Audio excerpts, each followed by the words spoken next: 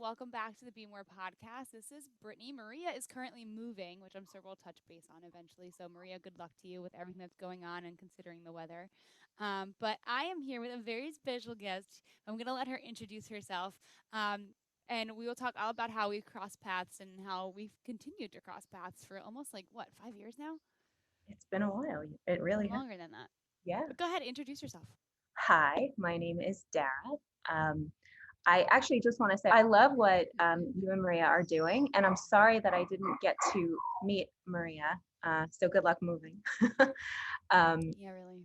yeah, it's crazy out there. But I'm an English professor by day, and I teach literature and writing and research.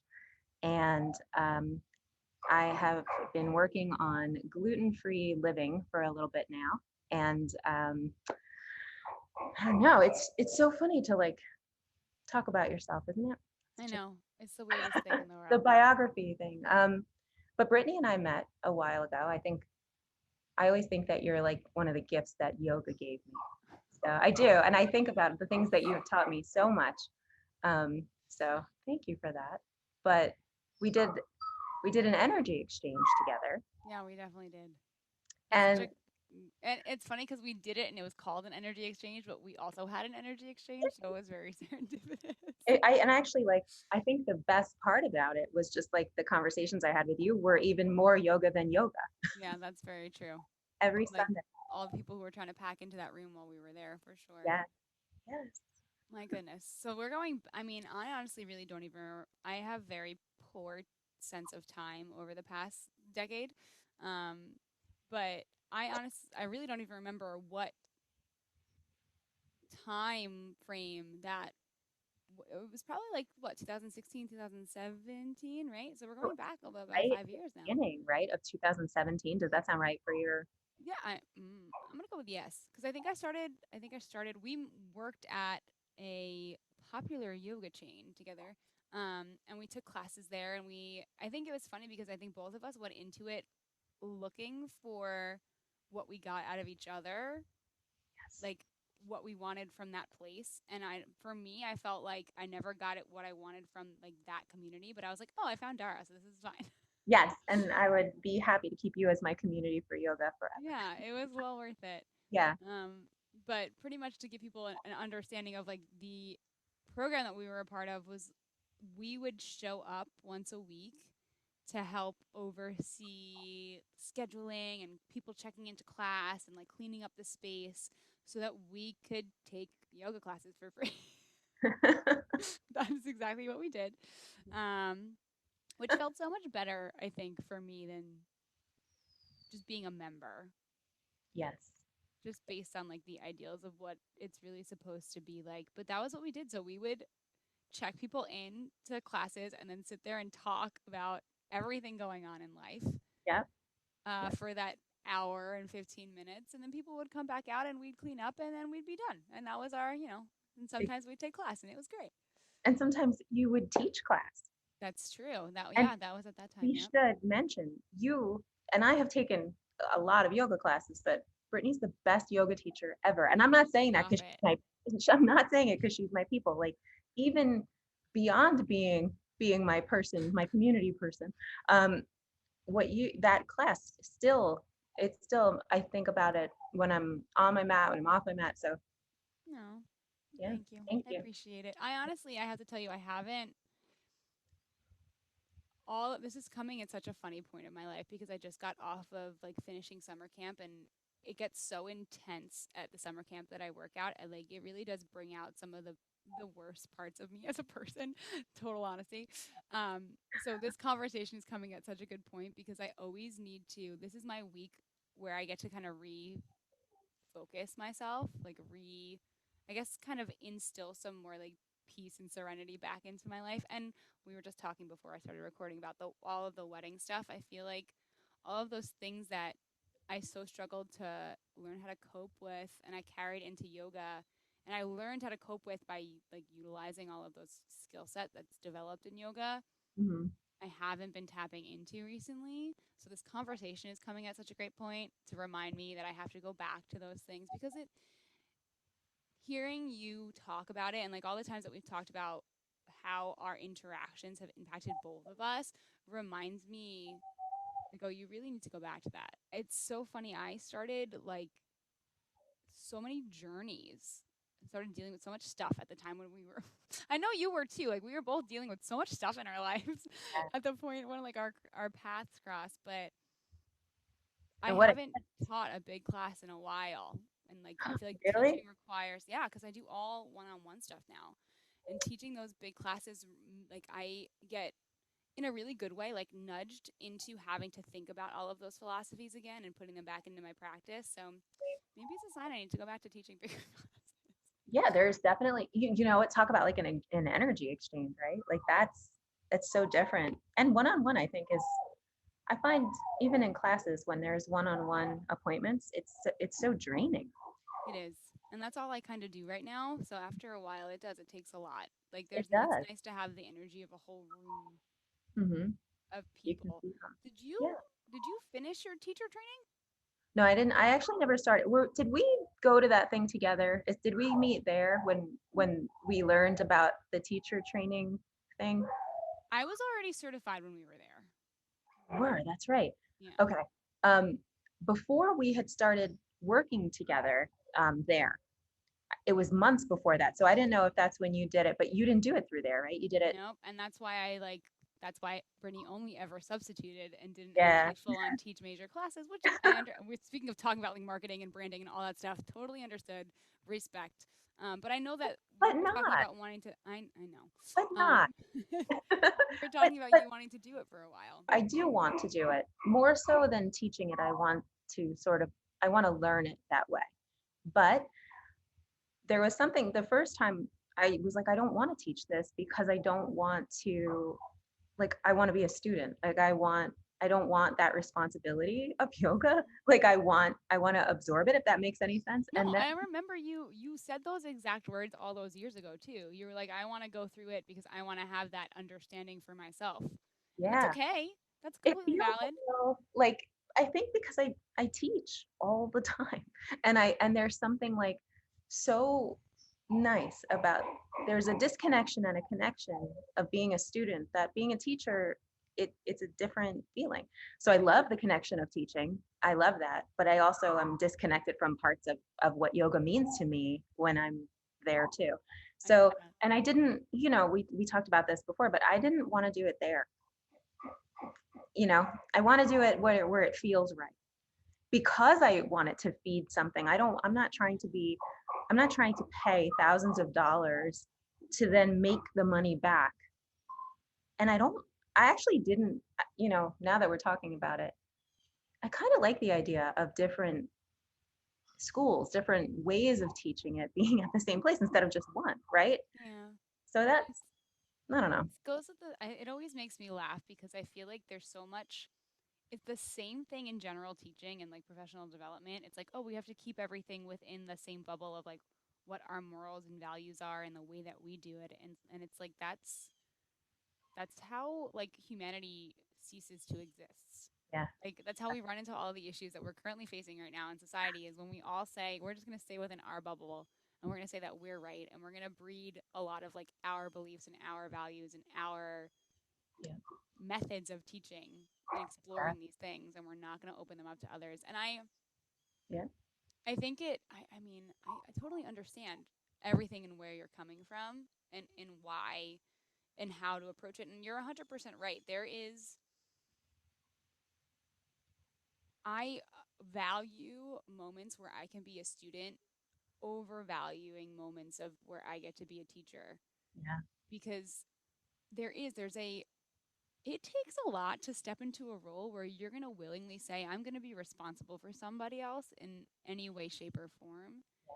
And when you do it as a teacher, you're stepping into a place where you clearly have to be able to say I have some sense of knowledge or skill set that my student doesn't necessarily have, and I am responsible for guiding them to building that skill set or knowledge. Yeah. And that's a lot of responsibility. And that's like a little shout out to everybody in all teaching situations all over the world. All teachers. But Yes. it sits in the back of your mind, and you're right, you're not doing that for you. There is nothing for you in that situation. And when it comes to yoga practice, has to it is very personal. Yeah. And if you can't focus on what you need to do for yourself, you spend a lot of time making sacrifices. And I think it's beautiful that you really understand that, and you're willing to be like, I'm not going to step into this role because I don't feel comfortable in it because of that. Because Yeah. I know so many people, and even with general teaching too, they don't think that way, and it kind of muddies the experience for the student. Like, it comes through as not being genuine or not being well intended or focused on them, and the Right. teacher still tries to somehow make it about them, and the that's not the point. Yeah, it isn't. And I love teaching. I love talking about literature. Like that feeds me when I hear different interpretations and Mm. when I'm in a discussion with my students, like that's the stuff that I can't believe that that's my job. But your yoga, yeah, yoga's a different, that's your energy. Yeah. That's not like I'm talking about this one thing that for me anyway, I'm sure for you that's like the language that my body is speaking to me, and that feels, I don't know, some people Yeah. would say it's selfish, but it doesn't feel selfish to me. It feels too important And sometimes. it's such a funny thing that I've been trying to deal with the whole idea of like the word selfish and how much it's got such a derogatory just everything attached to it now. Mhm. And I say like hold on to that. Yeah. Cuz what things do you get to say I'm this is about me? Like when do you get to do that anymore? Like in a way that doesn't feel like it's some type of facade or Right. isn't like meant for social media, which is another part of the yoga world that That's just is a horrible. dagger into my soul. But I think that's really important. And Yeah. I think you're totally right. I think, and like talking about that cultivating and helping people, like the whole point of being a teacher and being in a setting is to be able to help cultivate the energies growing or like Mhm. the connection of growth for the person who's on the mat in front of you. And it's such a weird thing to, because I even when I this is why I kind of stopped doing group classes, is because when I'm in a group class and I watch everybody else's body moving, I like want my body to be moving with them. And I don't think that is the best way to do it, because I have a very different body than everybody else I'm teaching. And I don't want them to look at my body doing a certain thing and think I should look like that, because I see that in the dance world enough, and I've seen all the havoc that has brought. Right. So I like to be able to kind of sit and watch and see and move around, and it gets really hard to do that when you have 30 bodies in the room and two sets of eyeballs that you have to like split between all of them, which is why I moved into one-on-ones, because I don't feel like I have to move my body at all in a one-on-one. I can really watch and observe and help them make adjustments and focus on cultivating that development of connection for whatever in whatever shape or form it takes for them. But it's just not about you. Right. It's not about you, and you have to be willing to really give that up in a teaching setting. And if that's the thing that you have where you're like, I get to make this about me, you shouldn't have to give it to somebody else. Right. There's other things, right? Like that you can teach that don't feel so sacred, right? Like literature feels like a gift I could share with Mm. everybody, but yoga does not.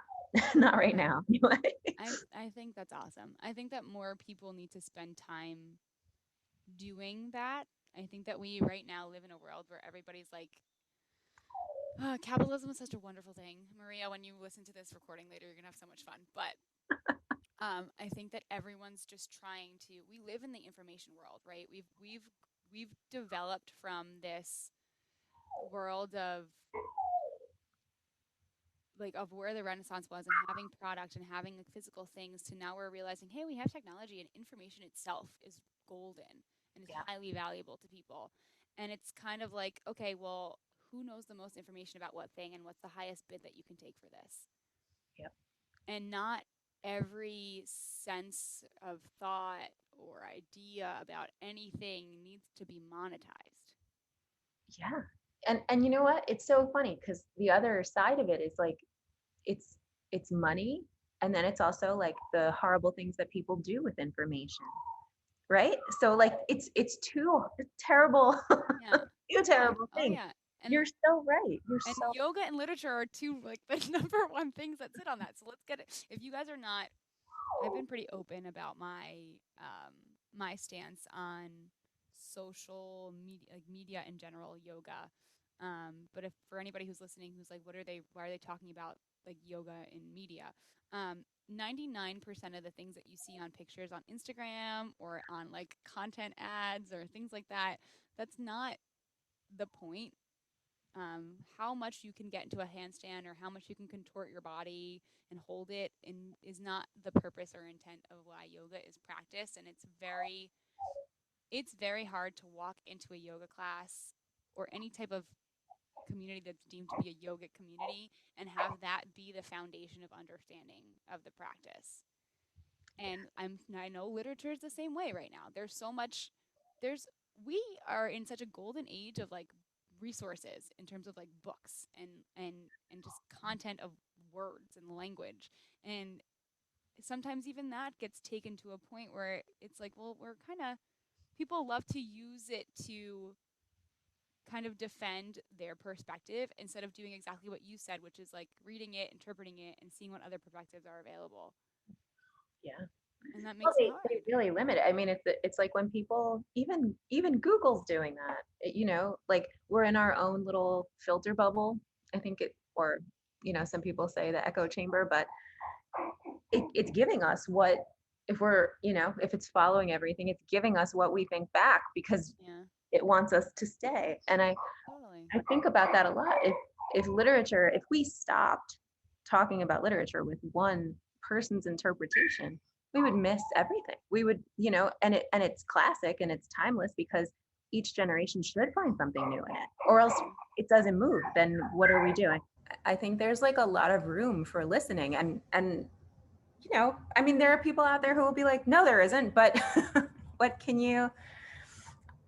I think if we allow it, everything could be a teacher. And I'd prefer to have access to so many different meanings because it makes everything richer. It makes Yeah. everything Yeah. so much more meaningful. I don't know. And I think it opens up the world to more possibilities Absolutely. versus making us feel like things are not possible. And it's funny, the first thing that came to my mind when you started talking about all of this and like the being able to interpret things and move things forwards with the generations is the like all of our American literature that was the foundation of our country's creation, Yeah. and how everyone's trying to say we can move forward versus no, we can't, and like we have to like in like the arguments of we have to. Who was I listening to? I watched Maria. This is something else that you'll appreciate. I recently watched the RBG movie. Oh. Did you ever see the RBG movie? Mm-mm. Oh my goodness, it's amazing. I I have highly, to. highly recommend it. It's on It's on my Netflix. list. It is on my list. I have to. And someone, I don't remember who, because I'm not somebody who is deeply versed in politics. Again, Maria, you're going to be really mad that you're not a part of this conversation. Sorry. Um, but I was listening to someone on there talk about how, oh my God, I can't think of his name. Maria's going to be so mad at me. It's the person that is also was sitting on was sitting at the oh my god with her, and she was best friends with him, and they had very different stances. Oh, the justice. I can't I remember can't his. think of his name, but he was somebody who defends the fact that we need to look at all of our nations or like original documents and interpret them with the mindset of those people and continue to Right. carry that forward. And RBG is totally the opposite of that. But they're still friends, which is great. Like they fight and they used to go to the opera all the time. Um, but that's the first thing that popped into my head when you were talking about that because I think it Scalia. yeah, I was definitely something super Italian. That Scalia. sounds Yeah, Scalia sounds really right. Maria, you might have to edit it so that we don't look like we don't know what And we're like talking fact about. check. I generally don't know what I'm talking about. If And this it's is just totally whatever. wrong, Maria, just This is not where my brain treads water. Um, hey guys, it's Editor Maria. No, they're right. It's Justice Scalia. They got pretty much everything right. Sans them forgetting his name, but we'll give them a pass. But Celiac. it was just interesting because that's the like we can go all the way back to the basis of the foundation of what we talk about and how our country operates. Yeah. In everything that you just said, and it's we only create issue amongst ourselves when we refuse to see those other perspectives. It's not saying that you need to live by the perspectives or the interpretations of Right. other people, but just being willing to accept them, because like it goes back to our hierarchy of basic human needs, right? People just need to be seen and accepted and, you know, and understood. You don't have to follow their shadow and accept what they believe as your life by Right. any means. It's just that you're acknowledging and validating them as a being at all, which Yep.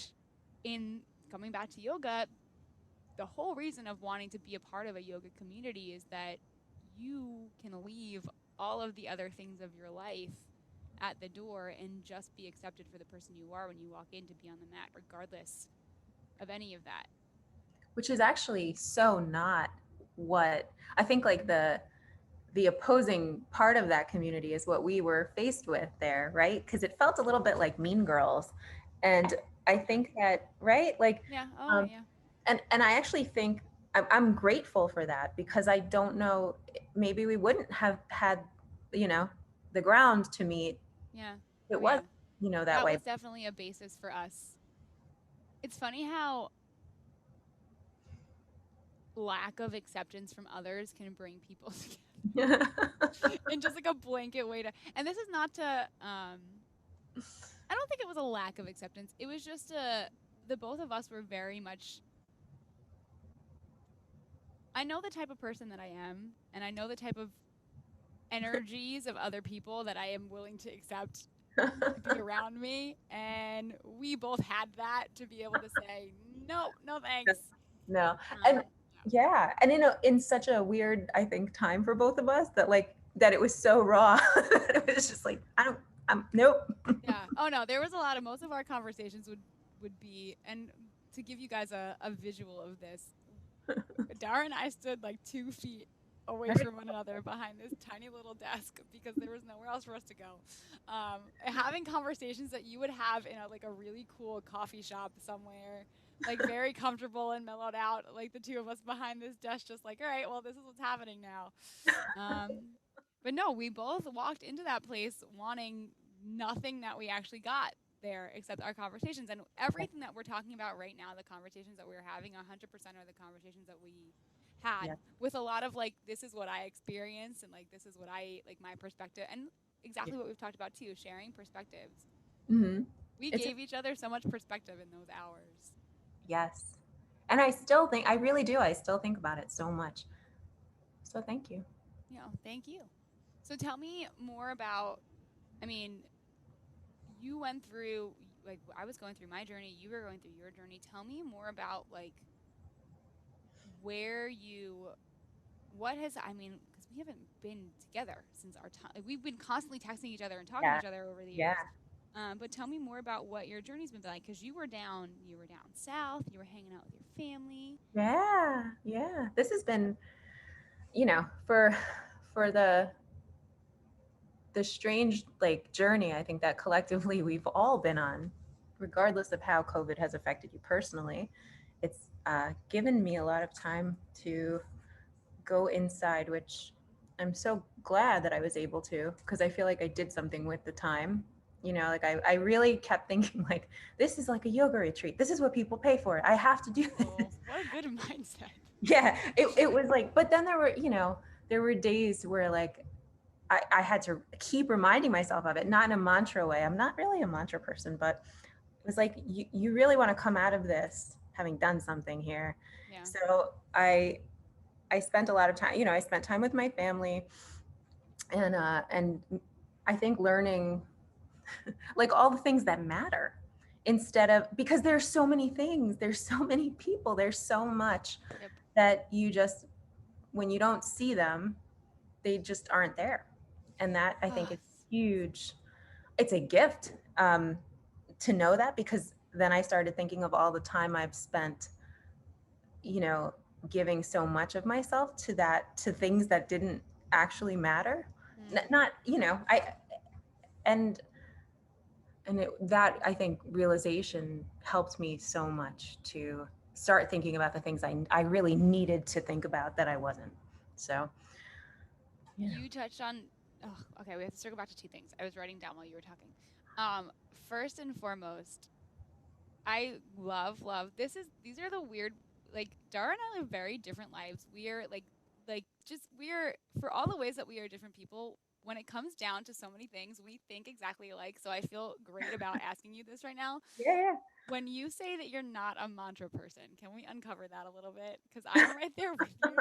As much as I struggled to try to I've tried to commit to having mantras and like getting my mindset, but I really feel like it's like a day to day thing. Like it always is changing. So I'm so curious on what your thought Okay. is on all of that. Well, I think that it does work for some people. So I'm not, I get it. But this is for me. I'm all about language, and the language, the self talk. It's been such a huge part. Like the focus of what self talk has done to all areas of my life. Like that for me is the basis of everything. Mm. And for mantras, for me, it's almost like the inside of me and the mantra are like totally opposing, and it feels like a lie. Like it feels like I'm lying to myself instead of reminding myself of what I should be thinking about. So for me, the mantra is the goal instead of repeating it, because repeating it actually, it just makes me feel worse. It's like beating myself in over the head with something Reminding you that's of not where you are not. right. Like if the mantra is like I don't know, I'm smart. I'm smart. And my inside of me, it's like, well, if you have to keep saying you're smart, you're not. So what are you doing? And and mine is not. It's not the smart one. I have other ones, But um, yeah, it felt like it felt like I was making it worse. What about you? Why don't you like them? Well, first and foremost, I've discovered over the last couple of years that I love that you brought up self talk, that my self talk is scariest. The scariest version of me is the one that holds the microphone inside my head. Oh, I love That's the that. self I'm talk. writing this down. That's the first thing that I learned. So when I started doing, I was the same way. When I started thinking about mantras and trying to focus on, it's so funny because I just had a conversation about this a couple days ago too. But I started thinking about like how I wanted to drive that sense of like becoming, and it would just make me, it depended on my mood on the day. There are some days where I could get up and I could be like, I have this whole list, and it's so funny because I have it really literally like written, like all of these on the inside of my planner. I have like all these affirmations and all these things that I say to myself. And um I it started out where I'd be like, okay, I'm going to do it, I'm going to say it, but then if I try to say it on a day where I wake up and I'm not in a good mood, I'm just like, I'm just saying it because I have to say it, and there's no emotion behind it, which is going to do nothing for me anyway. Yep. That, and like the whole thing, like you said, like you're lying to yourself, and it's like, if I'm not saying it with the right type of like feels behind it, Yeah. then what's the point? And to say like you have to say this to yourself every day and you have to be in this place every day, it just led me back to like all of that toxic positivity that I would always pour in and tell myself like that sense of it's funny how I walked away from Catholic religion but still carried all of the guilt into other things of my life. I would have a sense of like, well, you don't have to deal with this, right? You're unhappy, but look at all the things that you can still be grateful for. And instead of doing that in a way that was like self soothing to make me feel better, I would do it in a way that would be like, oh my God, you're a terrible person for being upset about this when you don't Yeah. have to deal with any of these things. Yeah. And those mantras can fall into that. So Mhm. I've had to, if I'm in a place where I know this, I get this like warm fuzzy feeling in like the bottom of my chest. If Mhm. I feel that sense of like, I can appreciate life and life is good, then I'll say those things. But I'm Yes. not going to say them if I feel like my swirlies of anger and I'm trying to calm myself down, because then at the back of my head I know that that terrible version of myself is just going to pick up the microphone and be like, you can say this all you want, but, and then Yes. it goes against the whole point of what we're doing. And I just had a conversation a couple days ago with somebody who's also like an arts person who's in the arts field. Um, and we were having a conversation about the product versus process.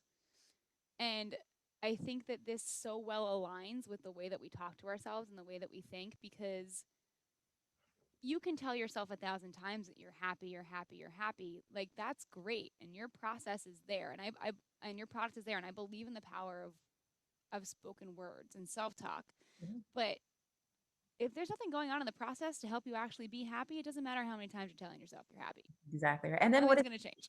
what does anything mean then? If you're somebody who's paying attention, right? And you're lying and you're like saying things that don't matter, then you're actually like creating a situation where like, does anything you say matter then? And Why then you would don't believe yourself when you say anything anyway. yeah. And that's you're talking to yourself. Like if you can't be honest with yourself, then core beliefs are never going to change. Like, nothing's going to change. And that's what's Yeah. feeding what's being said Oh, anyway yeah. to yourself. So it's such a cycle. But I love what you're saying too, because when you do feel that, and I get the same, it's exactly like what you said, like the fuzzy warm, like in the pit, right? Like under your rib cage Mhm. feeling, like that is when I can say like I'm actually grateful for this. And sometimes it's not necessarily gratitude. It's like, wow, like I have this or Mm. whatever. And that I think feels so much better than a mantra, because that is to me like it's not like I'm convincing myself to Yeah. get something. I have it. Like I Yeah. feel it, I have it, it's there. Um, you know, but I don't know, the mantra. I just feel like it connects to black this black hole of things for me. And I'm at a point in my life where I'm super struggling with like the whole idea of being I am a process oriented person. Mhm. Like I 100% I am that's how you know I'm an art person. Like process is everything to me. Product is great. Yeah. I also don't 100% believe that there is a product because we're always in process. Yeah. So it's become more and more of a struggle for me to grow up and be a process oriented person in a product oriented world. I have to write that And down. I'm I am currently struggling like with like first of all, the product of this wedding. The process for this process sucks, guys. Like I can't, and it's not supposed to, which makes me angry, but that's the reality of it, is that it's very stress inducing. And it's like a perfect example of how it's all focused on that day, right? It comes back to what I was saying earlier. Like I know it's just for that day and I want to get to that day so that it can be over, but that is so sad for me to feel that way.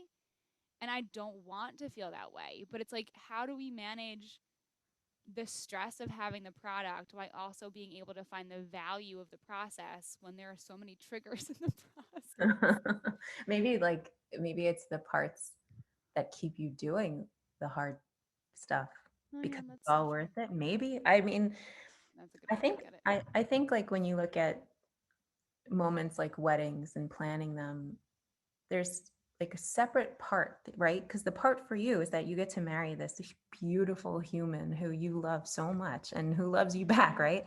But like the actual party part is not for you.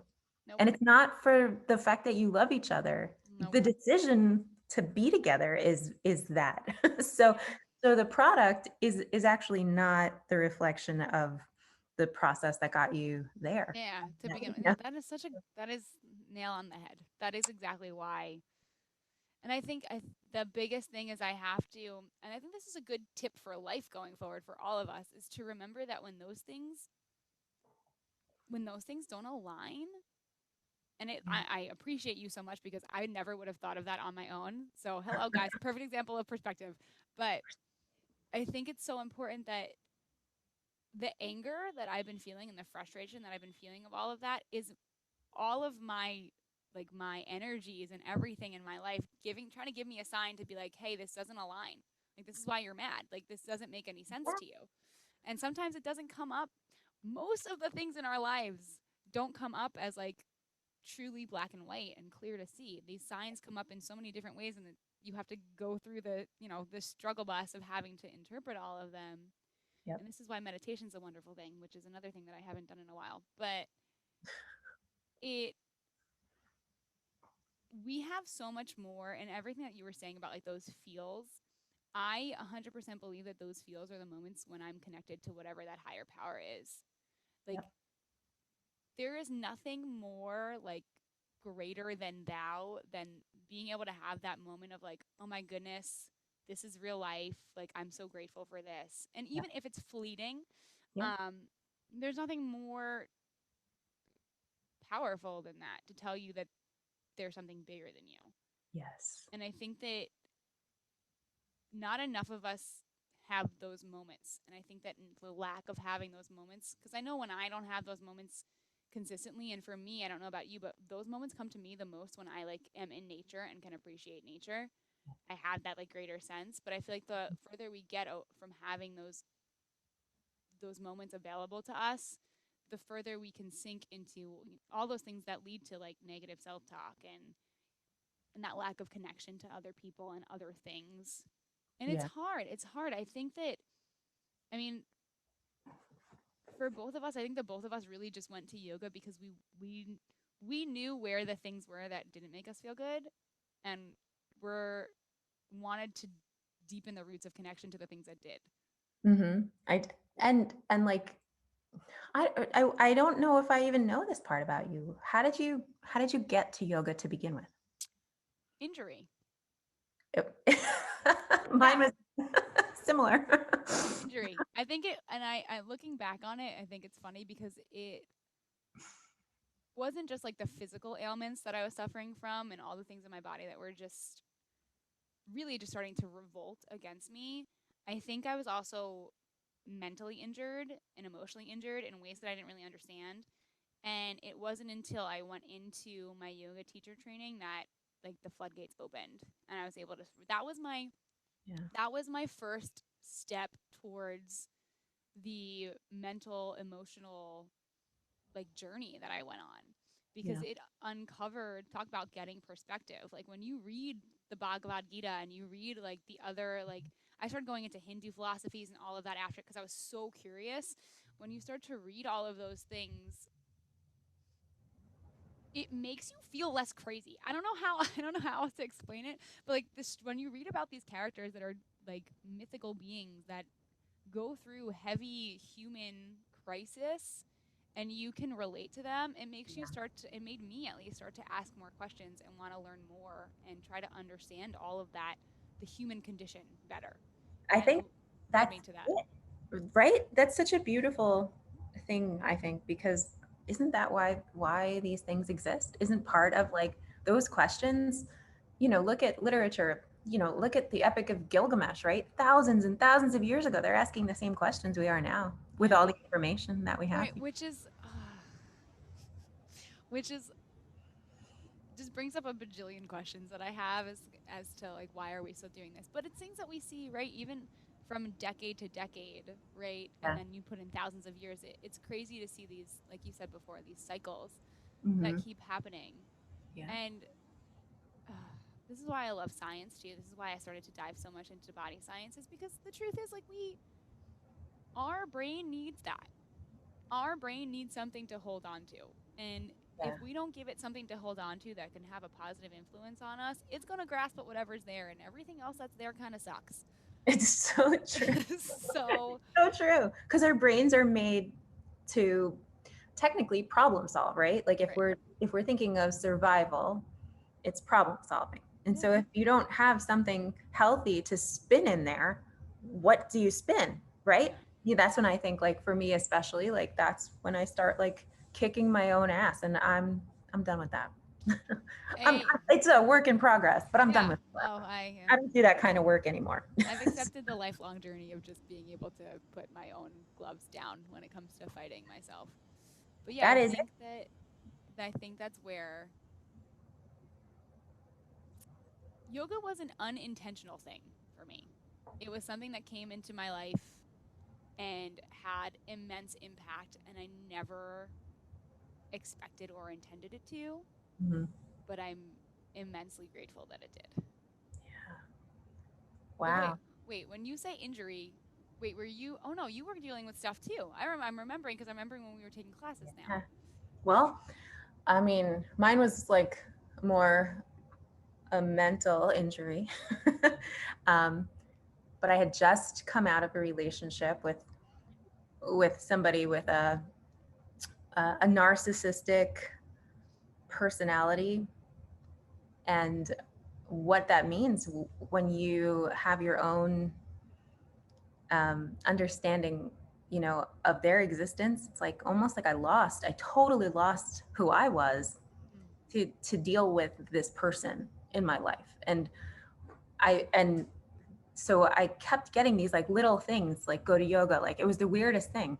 What, like somebody left somebody that I work with, this dear friend left on my desk this thing. It said head bowed, hands clasped, heart open. And I had already like been thinking about yoga because I was like, oh, maybe I should go to yoga. Like everybody says that, you know. And then there was like all these like small things that it kept coming up.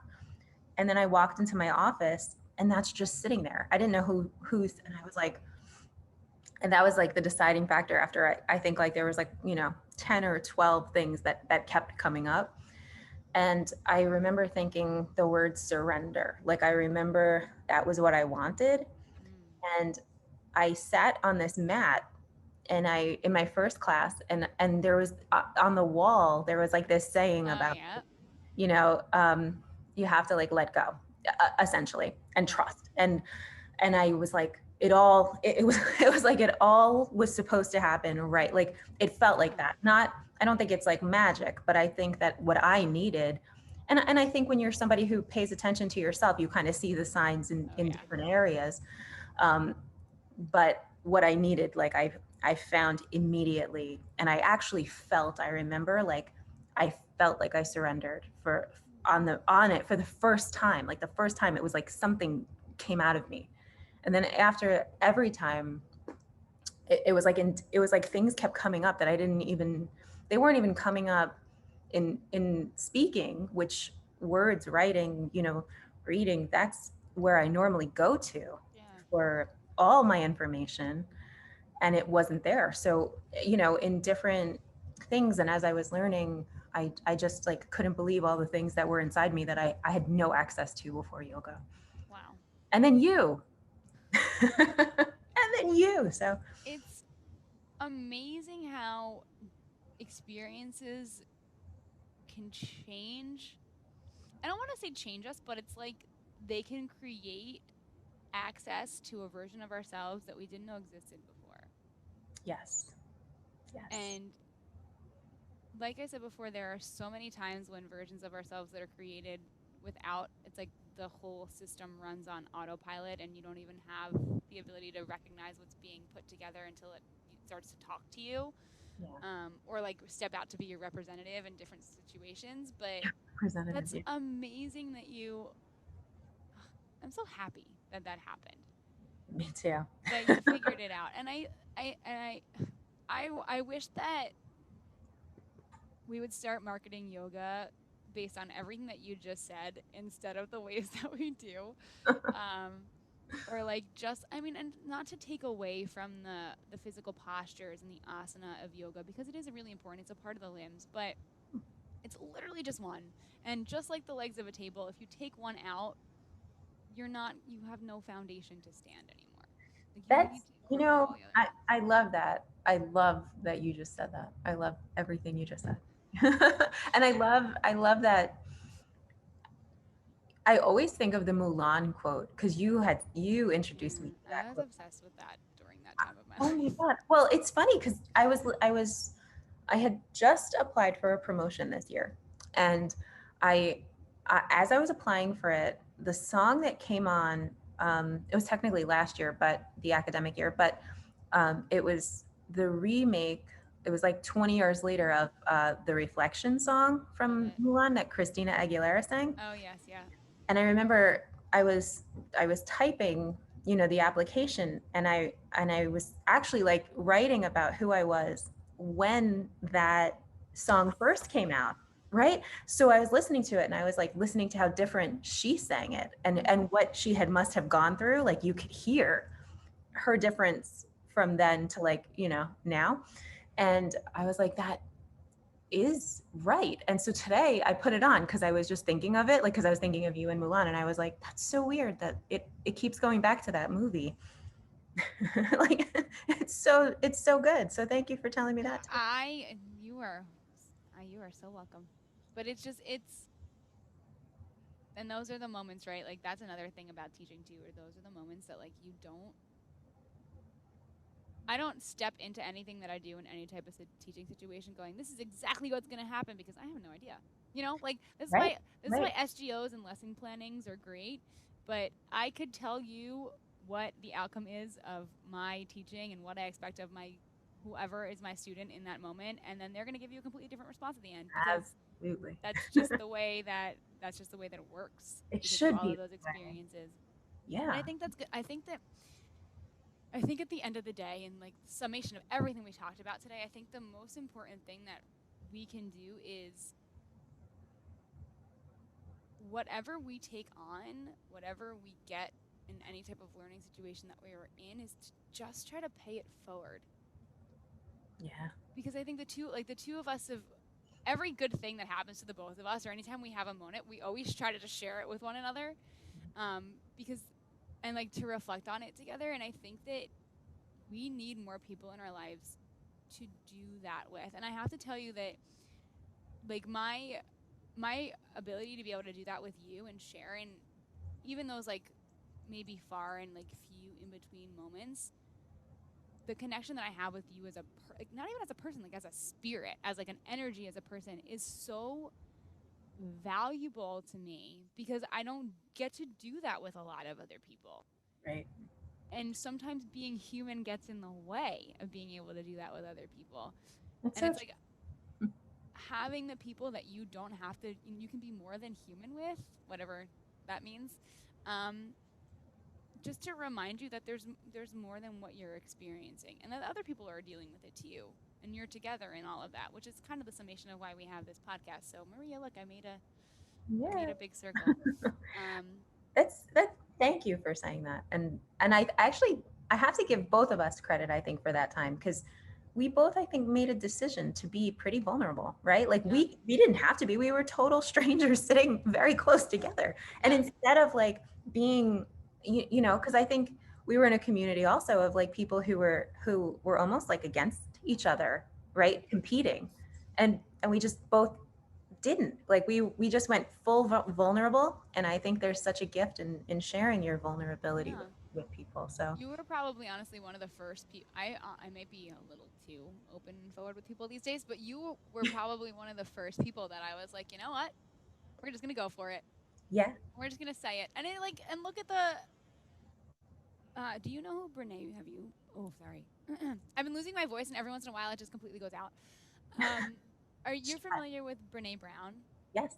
and all of her like vulnerability research? I've been going very deeply into all of that.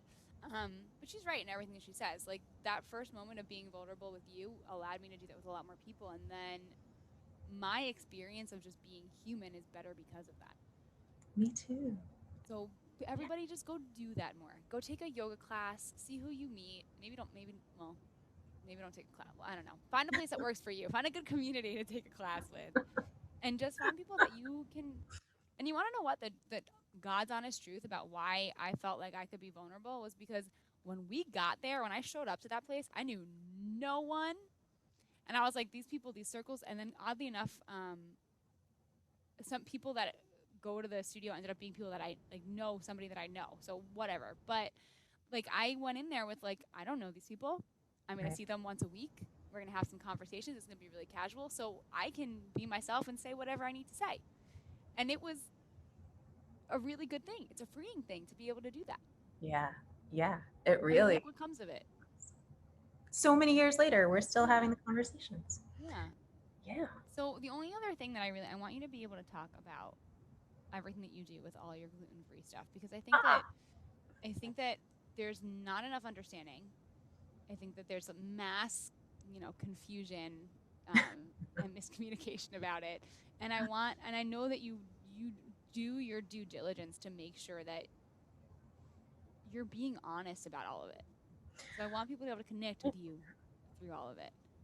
Well, so I have celiac disease, and when I was diagnosed, so I was diagnosed in 2007. So things were different back then. Like there wasn't as much attention to gluten free anything. I never heard of celiac disease before somebody told me I had it. But the way that I found out was like the doctor called me, and after, I mean, this is after my entire life of not feeling good, and I was just, my doctors kept telling my parents like, she's anxious, she's a hypochondriac, like, and I started to believe them because why wouldn't you, right? Right. They should have asked more questions, but I believed them. And so every time, like, I felt like I never felt good. I was afraid to eat when I was younger. Like, I had gone through all these things, and I was just like, well, obviously, like, I'm like, I felt like, oh, I'm making it up, which is so tied to what we were just talking Right. The worst about. thing you can do to a person. Yeah, exactly. And then and actually, like, such a gift in then understanding like what you're giving up to somebody who gaslights you, right? So it's like it all came together very nicely, especially when I learned how to take care of myself with it. Yeah. So a doctor called me and said, and it was such a crazy time. My grandmother had just started. I was doing my graduate thesis, and and I did an endoscopy right after her funeral. And the doctor was like, you have celiac disease. I'm going to be away. This is no joke. Like, I'm going to be away for 11 days. You can make an appointment if you want to. But you can look at everything online. And that was it. And I was like, what? I don't even know what this means. Well, Like, thanks. yeah, exactly. So, I looked it up, and I, in that moment, stopped eating gluten. Like, in that very moment, Yeah, there was, and like it's like straight up out of fear, right? Which is like that's a terrible thing. Another terrible thing you can do to a person. Talk about trauma. exactly. Yeah. And I think that, and it was then that I met, so I learned about community then, because there were so few people, that when I did finally meet someone who had celiac disease in their family, they like introduced me to so many things, like brands and processes and all these things. And I went to a doctor in New York who specialized in it and had nutritionists. So I really started doing a lot of research about it, to understand what it meant to take care of it, because it's an autoimmune disease. And then throughout this whole time, it, like, all of a sudden becomes trendy, which is so weird, because when it becomes trendy, it's not safe for people who really need it. Yeah. Oh, So that's such a good, guys. Go back and listen to what she just said again. so restaurants that are like, oh, this is gluten-free pizza, but it's like, it's not gluten-free for me. So why are you making it for people who don't need it? Like, Yeah. what a waste of everyone's money. So, and time. But so I try to, I try to share on Instagram what I'm learning, and how gluten affects so many things. So I've been totally gluten-free since then, and I'm so grateful for it, because it taught me to trust myself. I knew there was something wrong. It changed everything, but it had affected everything about me too. Like, every part of me, my brain fog, my skin, my weight, my hair, my eyes, like, you just wouldn't believe, my mouth, things that, like, you walk around with. I'm sure so many people walk around with things that bother them, that they're so used to, that they think this is just how you're supposed to feel. And I learned all these things that I was living with because people weren't listening to me. And it wasn't my parents. They were taking me to the doctors, but the Yeah, the doctors were people telling that me. you were told you should listen. No, this goes back to go back and listen Exactly. to the way that Brittany talks about the medical field in a previous episode. So actually, I think it's really important, and I'm so glad that we can talk about this, because it's so related to that self-talk thing, right? Like, I learned in my life, and I have the greatest therapist, and she taught me, like, how to talk to myself, because I didn't know how. And in her conversations, like, she'd ask me questions about things that, like, I grew up in the 90s, and I was young, and listening to things and watching 90210, and seeing what love meant when it was like Dylan McKay abusive, and that's the dream, and the woman deals with all of this, and it was different than the things that I was seeing at home, which were not like that at all. So, Right. I'm skewed, and I have all these things, but I learned somehow through all my experiences that, like, what I thought felt good and exciting was actually, like, my fight or flight instinct, like, which was like, go run. It's not constantly on, right? You're constantly constantly. hitting that tuning fork. Exactly. That Yes. was me. Tuning fork. And I can't believe sometimes that. still is me. Yeah, Yes. yep. Yes. It's so funny that you said that because I wrote down tuning fork before because I couldn't think of it for 2 days. I can't believe you just said that. I love when these things happen. Yeah. But so I, and I'm like, how did I miss that? How did I not understand what I felt myself? But I mean, I didn't physically understand how I felt. I didn't emotionally understand what my body was telling me. Right. And the self-talk part, like, and all the mantra things and the ways that we lie to ourselves and the things that we feel shame about, all of that is so related to taking care of yourself and knowing, like the right questions to ask doctors. So when I talk about, I talk about gluten-free and celiac and autoimmune, but it's so much more than that. And I'm really focused on making sure that people know the difference between gluten-free, like fun stuff, and what it really means to be, and how to live gluten-free. Yeah. And what it means for your existence. Yeah. And Like, it's not for everyone. no, and it's just, and you don't. We had someone on the show previously named Alexis, who is also somebody who suffers with autoimmune. She has ulcerative I'm not even never going to say this right. UC, because it's not going to come out of my mouth properly. Sorry, Alexis. The colitis. Yeah. So she's had issues too, and then she also had a crazy episode of getting a really rare condition that paralyzed her because she has autoimmune Wow. stuff going on. Gosh. And it's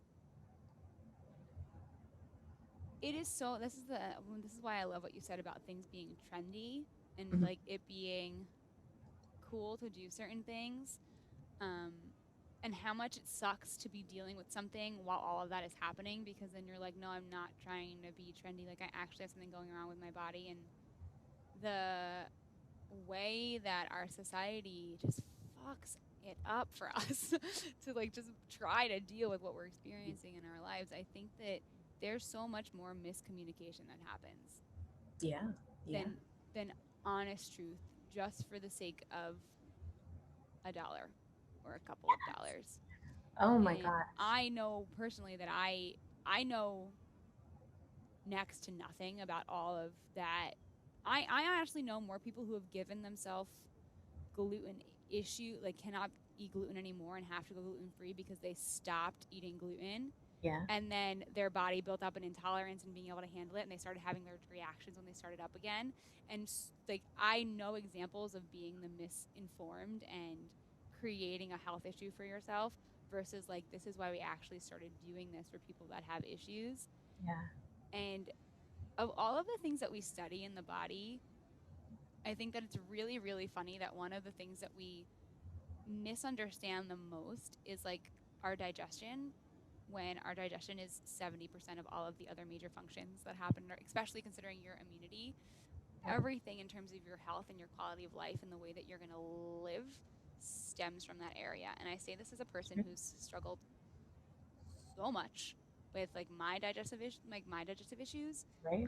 and being a person who had to go from like literally downing cheeseburgers in seconds to now I can't eat red meat anymore, and then having all of that happening during the like, oh, it's cool to be a vegetarian now, like, and still having to make sacrifices. Like even within the past couple of weeks, there are days where even the vegetarian option is going to make me more sick than eating a chicken nugget would. So I'm That's just going to eat a it. chicken nugget because I can't eat whatever mass produced garbage is in the vegetarian option. Or Yep. like, oh, we're going to give you vegetables, but these vegetables are not good, right? Yeah. They're like undercooked, they're really greasy, they're like I had situations where I've gotten vegetables that have been like dying, like they're not healthy, like why are you feeding this? And Yeah.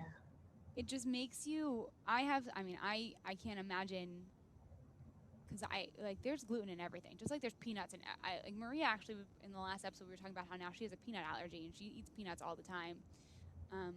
there's just so much that we don't understand, and I respect you, and I love following everything that you do on Instagram because I know nothing about this area. So just being able to be in support of understanding someone else's journey, I think Yeah. it's important. And if we can't take on perspective for anything else, just being able to take on perspective with that intention, Yeah.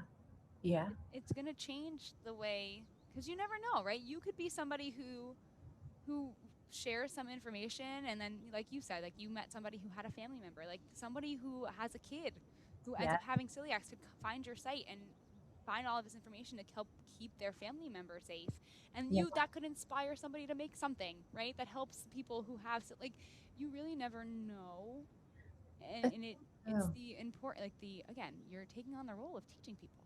Well, I appreciate that because that really was the goal of even creating that Instagram. It's not for like influencing, it's more because of what that community did for me, right? They took me in and they showed me what to do because I didn't, you were talking about paying it forward before, but I really had no idea. And it wasn't like, 2007, yeah, I was able to Google things, but it wasn't quite, what it is now. Yeah. Well, now Um, you can find like blogs that are dedicated to all of this stuff, yeah, right? it's truly, and the people that I meet on there still amaze me, still teach me, still, you know, inspire so much. And I think it's true with all food allergies, but food allergies can come on so quickly that we all really should be paying attention to what it means and what we feel, because it is, like you said, digestion is such a And huge what thing. we're eating. That's the thing Yeah, that, I probably should have said what celiac disease is way earlier, but celiac disease, it's when the cilia, the hair-like structures on your intestines, like they carry out the nutrients to your blood, and your body attacks them when you eat gluten. So by the time I had gone to the doctor and knew, what was going, I looked like a very different person, and everything, my body just like was not working. Like nothing was working. It was in total survival mode. And we now, like, you were saying that about vegetables. Think about the things and the way that your intestines work to feed your body. I don't think, I never thought about that stuff before, but now that I do, it's like, wow, when you put things in there, you gotta really be careful and treat yourself. Listen to yourself. I feel like I'm going to have the struggle for the rest of my life with when it comes to food, because the way that we're taught about food, and then being in a journey of understanding nutrition, could Mm, not be more opposing.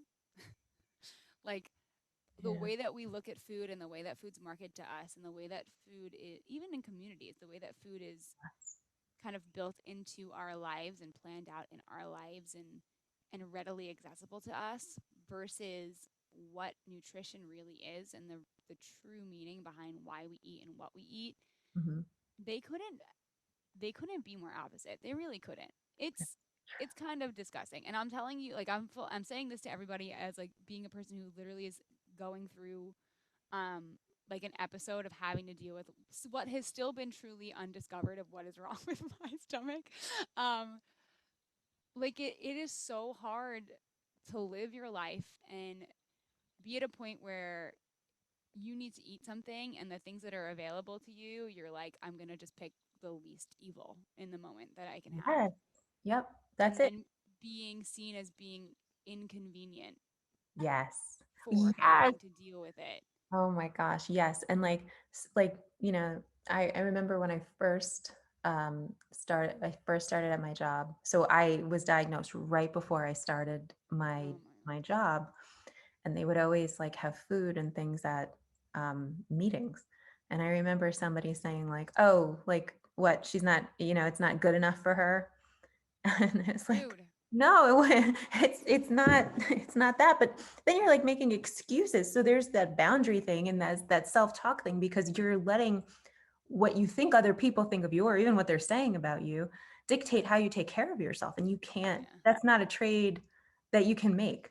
And what I struggled with personally is that, and I still have this issue, and I have to get it out of my head sometimes when I'm literally about to eat with other people, is that I grew up being known for eating everything and eating a ton of it. Wow. Like that is how. And then like this is not really relevant, but I would always get there was always like the third part of like she can eat whatever she wants and not have to gain weight. And I'm very lucky that like I haven't had to, I've been on the malnourished end and like not been aware of it. Um, more than the opposite side of that. But I always had those three voices in my head whenever it came to eating out or about to eat. I was always told, you have to eat this whole thing. You need to make it look as it's the easiest thing possible, and you have to Wow. be ready to eat more. Like at That any is hard. Oh, that's and it's disgusting, but that and this isn't like a blame like game for me to say like other no, no. I allowed that to happen. That's the message that I started to repeat in my head. And it would get to the point where at the worst of my stomach issues, like I would go to Chipotle and down two Chipotle burritos, and like those are the size of my head, and I would be massively sick after and not be able to cope with the fact that like okay, you need to eat that. And now like decade later, I am just now getting to the understanding of like I need to restrict my portions Yeah. and eat a lot less because my stomach can't handle that, and that's okay. But I still like I literally went out to eat last night with a bunch of people that I work with and couldn't eat. I got like a sandwich and like some sweet potato fries, and I had to let the server, and I was like, you can't take this home because if you reheat it, you're gonna devour whatever's left because your brain's gonna tell you you have to eat. Like, how dare you not have eaten this when someone brought it out on a plate to you? You need to eat the rest of this now. So I had to hold myself back when the server was like, oh, do you want to take this home? Or are you done? And there was most of my plate was still covered in food. Wow. And in my head, I had all of those alarms going off like, you need to eat this, you need to eat this, you need to eat, you're not done eating, keep eating, keep eating. But it's so hard when you have any foundation of your relationship with food and then that has to change because you experience something. And this is like with any part of your body. I experience this all the time when it comes to movement too, as I'm getting older and dealing with all of the injuries that I didn't address when I was younger.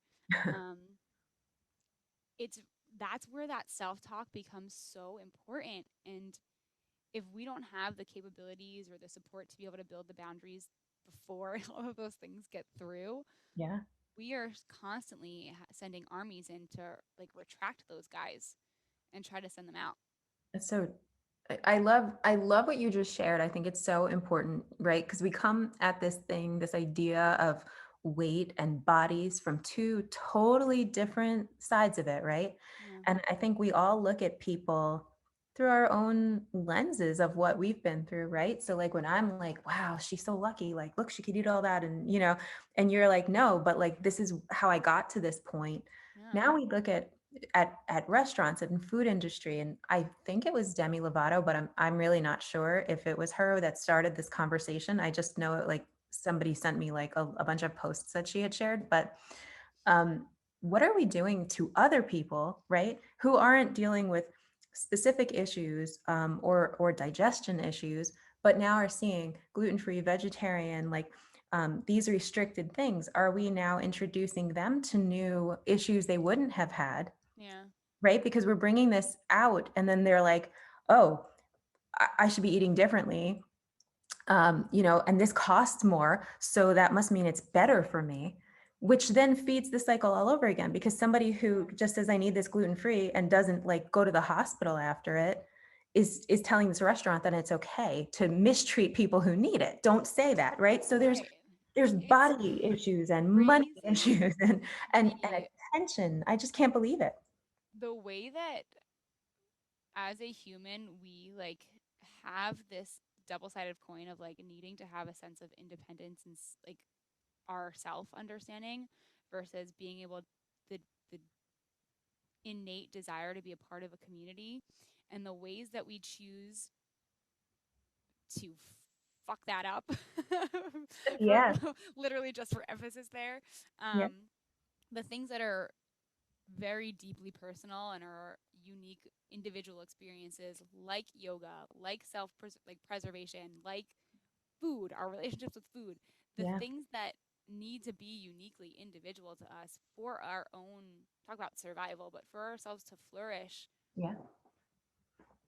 it gets flipped to the other side of the coin and being a communal thing. And it's hard when, so much of our culture has a lot to do with that. But when we're talking about it on a grand scale of our entire society, you can't play connect the dot whenever you want to and change it up and say, because you're right, it's we're just confusing ourselves. And the worst part about all of this is that in the long run of it, we're killing ourselves Yeah.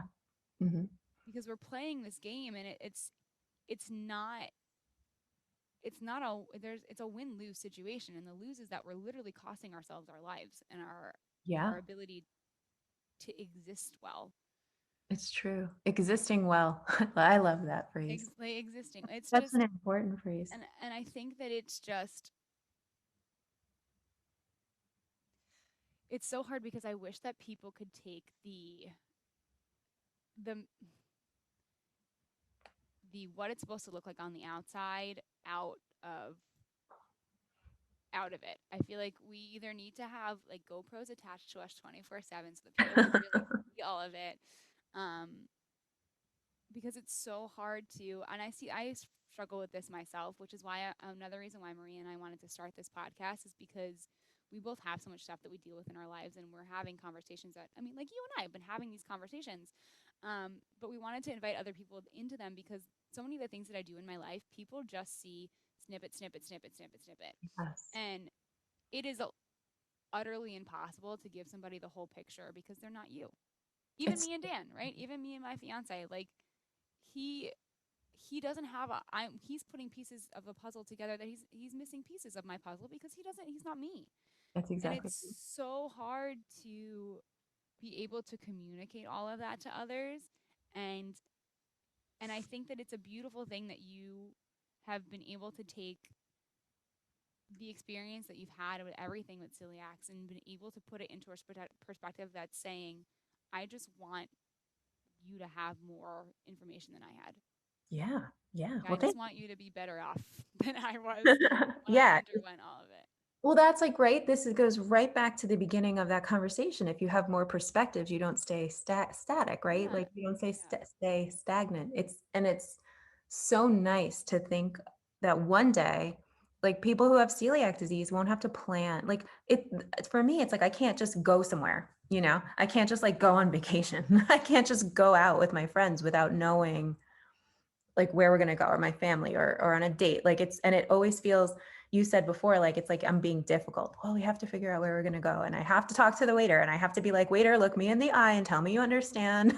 We're going to the hospital together if this isn't going to work out. And I think that I think that there's a real discussion that has to happen with everybody, right? The people who work at restaurants, the people who are feeling crappy about something else, that has to do with digestion. And the more we give our own experiences, the more other people won't have to feel like that. And that's why, like, I'm so glad that you shared that too, because I think there are so many people, and I've talked to so many people about weight issues because I've had them forever. And I think that people don't know that every body type has their own weight issues, right? And I love what you just shared because it was so important, because everybody's going through it. So instead of putting up walls and being like, oh, she doesn't understand, she's got this body, or oh, she's got this body, she doesn't know.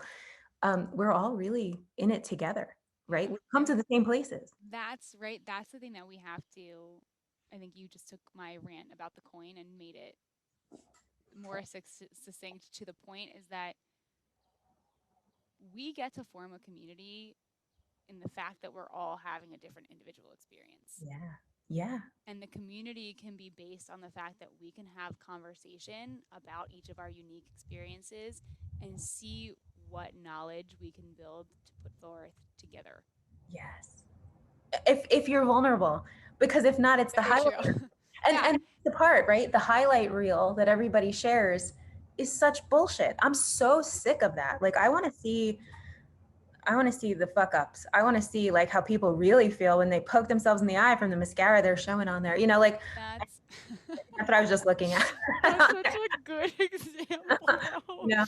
But I'm so like cause I like it makes me wonder if like, are my mornings so different from everyone else's? Because everything looks so good and I'm like frantic and frazzled and all over the place here and there. And I think having these conversations always shows me the other side, like that I'm not the only one with body issues. I'm not the only one who's thinking I'm difficult. I'm not. And there's such power in knowing, like, you know, that you're not only that you're not alone, but like for me, it's like you're not that special. Like, right? Like you're just another human being going through this. We're just The here. same, yeah, the same wind that blew through, Chaucer's hair is blowing through mine. And there's such Oh, comfort in that for me. I love Right? that. Like nothing crazy is happening here that like isn't fixable. So Right. And that's, I think, the reality that most of us need is that, and I needed this perfect example when I lost my issue, when I lost Maja, was that I felt so alone in all of that.